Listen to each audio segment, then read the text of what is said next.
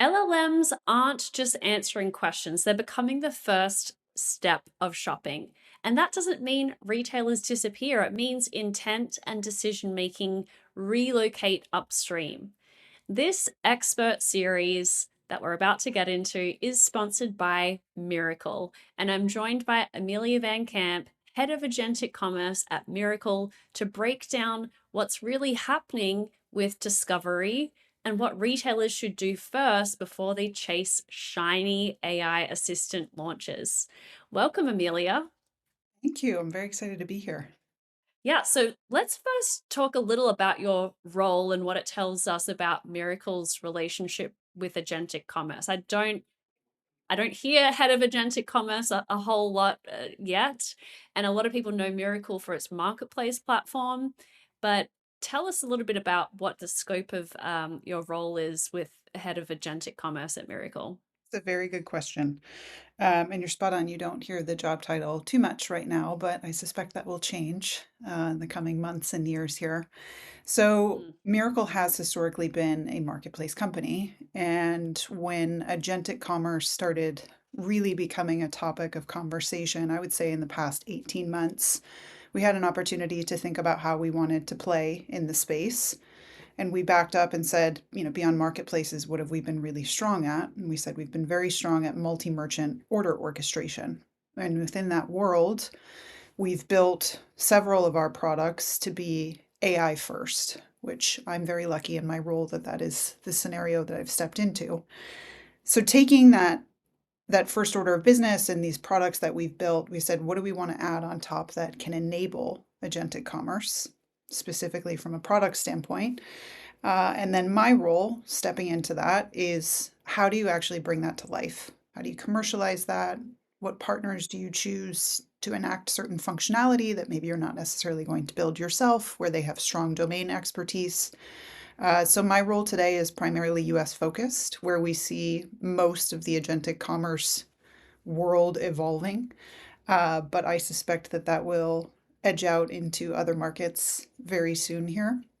So my role is a bit of go to market, but also figuring things out on the ground with our customers. Yeah, there's a lot to figure out in real time. Well, let's lay a little bit of the groundwork here and talk about what people are actually using LLMs for today when it comes to shopping.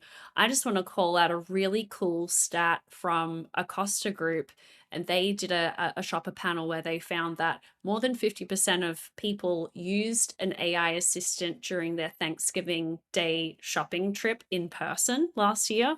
And within that, it was like 54%. And within that group, 18% of those shoppers were using a chat GPT or a Gemini, and a much larger percentage of people were using a retailer AI assistant like a Rufus or a Sparky or a Target in shopping app. So I just find that so interesting that we're not just talking about e-commerce here, we're talking about all forms of shopping, including in the store as well. Yeah, I agree. The dynamic has certainly changed. One of the things that I frequently do when I'm able to speak in front of a live audience is I ask people by raising their hands, how many of you have used an LLM to start your shopping journey, whether that's product discovery, brand discovery, and you usually see about 80% of the group raise their hand. Then what you ask as the next question is, okay, how many of you have actually purchased products on LLMs? And you'll see a smaller number of hands go up, but what's Mm. interesting is in a 4-month time span, the number of hands that are raised continues to increase for both of those questions.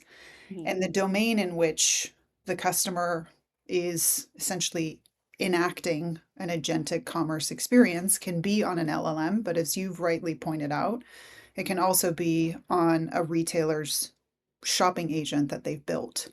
And so I think what this all means is that we as consumers are trying to find the best way to find the products and the brands that we need based on the problem-solving situations that we're finding ourselves in. So what, if we're talking about LLMs as discovery engines, we've always had methods of discovering products and brands offsite, like TV ads, radio ads, social media. what is different about an LLM being the place that we're discovering and deciding what we're going to buy? Well, I think if you take it from the lens of the consumer, I'll take it from my own view and how I use LLMs. I think what many of us are looking for is ease of use, right? Where can you find the most access to information in the easiest forum possible? And LLMs really create this environment. It's a very unique environment. How we see the landscape shifting is, as you've rightly pointed out, this topic of discoverability, essentially for brands and retailers inside of that LLM. But then, even more importantly, the topic of ranking. How do you ensure that your brand, that your name, that your products are actually populating in the result that's going back to the user? And that can be, I think, a bit of a scary point for many of these organizations to be entering into, because what we see is that the LLMs, the agents, are pulling from multiple different information sources. They're not just pulling from your front end system, they're pulling from Reddit, they're pulling from YouTube, they're pulling from Wikipedia. And so now all of a sudden, it's frankly an explosion of data sets that a single LLM is using to make a decision. And so we're seeing more retailers and brands kind of ask themselves, how do I influence that? And where do I even start? So it's a big question. We have a pretty strong opinion on it, but Yes, well, let's get into that. We're going to jump around a little bit. So, when an LLM is scraping a retailer, maybe that's not the term that you would use, but you can correct me on that. What is it looking for, and what gets missed when the product data is not really set up in an AI friendly way on the retailer.com side? yeah, it's a great question. So, our chief data and AI officer explains this, I think, beautifully. So, she always explains when engineers at these companies, at these LLM organizations, built these agents, they basically built them to think in some capacity about trust like children. And the precedent that's been set is you need to look for certain identifiers before you trust a product, before you trust a brand. And so there's a bit of a gatekeeping factor. So when an AI agent ends up on your site and it's scraping a product, it gets onto the product display page, but it's looking holistically at the context that the user has put into their search. So are they more sensitive to price? Are they more sensitive to delivery time? Are they more sensitive to style? It's taking that into consideration, but then it's also looking at that product and the retailer or the brand that's selling it, and it's saying, can I trust you? Do you have accurate price information?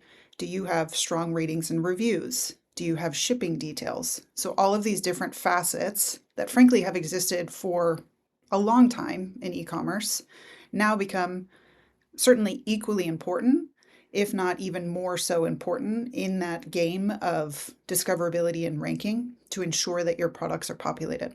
So these are the sort of intent based attributes coming to the fore here as well, because we're not just talking about keywords anymore.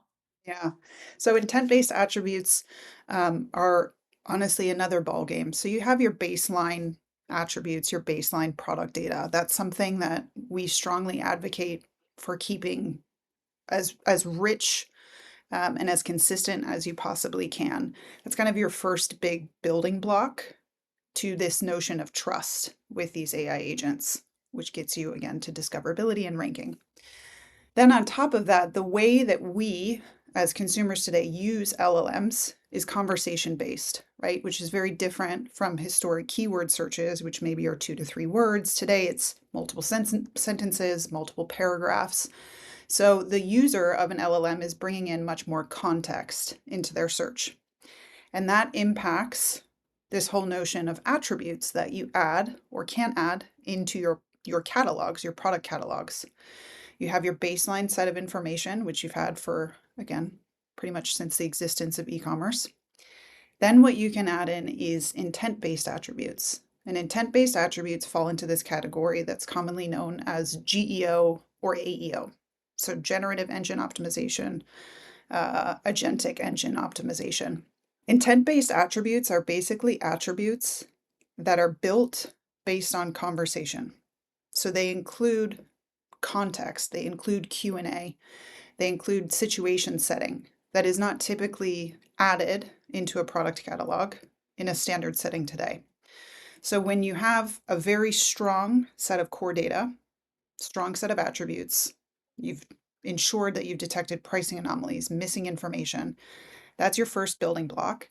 Then when you add these intent-based attributes on top, what you're doing is almost gamifying the system a bit more to optimize for your chances of your product to end up back in that conversation as a result that's populated, because you're able to contextualize that product inside of the conversation that the user is having with the LLM.